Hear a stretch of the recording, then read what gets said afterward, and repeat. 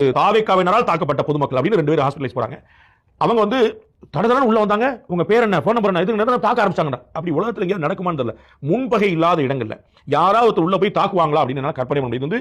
லாஜிக்கே இல்லாம இருக்கு. வந்து என்னுடைய ஃபோன் நம்பர் கேட்டாங்க, இப்ப என்ன மாட்டேன்னு சொன்னாங்க, வேற விஷயம். அவங்க 2 பெண்கள் பேட்டி கொடுக்குறாங்க.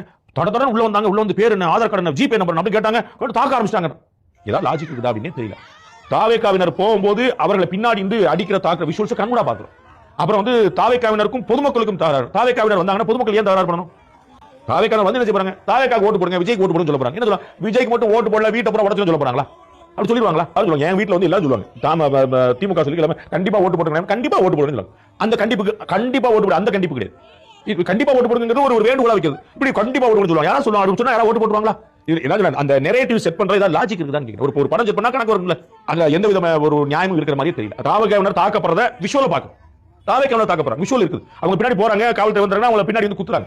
நாங்க தாவேக்காக்கு ஓட்டு போட மாட்டேன்னு எந்த பொதுமக்கள் சண்டை போட்டு ஓட்டு போட அடிச்சு யார் சொல்லுங்க. நாங்க ஓட்டு போட மாட்டேன்னு விஜய் நடிகராங்க, ஒரு நடிகர், ஒரு தலைவராங்க சொல்லுவாங்க. நிறைய விமர்சனம் பண்ணுவாங்க. ரைட். ஆனா எப்படி ஓட்டு கட்டணும் யார் அடிப்பா? கட்சிக்காரங்களை தவிர. புரியுங்களா? கட்சிக்காரங்களுக்கு அந்த கோவம் இருக்கலாம். வந்து நிக்கிறாங்க, நம்ம ஏரியால வந்து நிக்காங்க பாராட்டுங்க. பொதுமக்கள் எப்படி வரும்?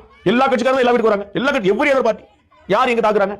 சர்வே பண்ண வர்றவங்க 4 இடத்துல விசாரிக்கிறவங்க வந்து தாக்குதல் நடத்துறதுங்கிறது சரியில்லை, ஏற்க முடியாது. அது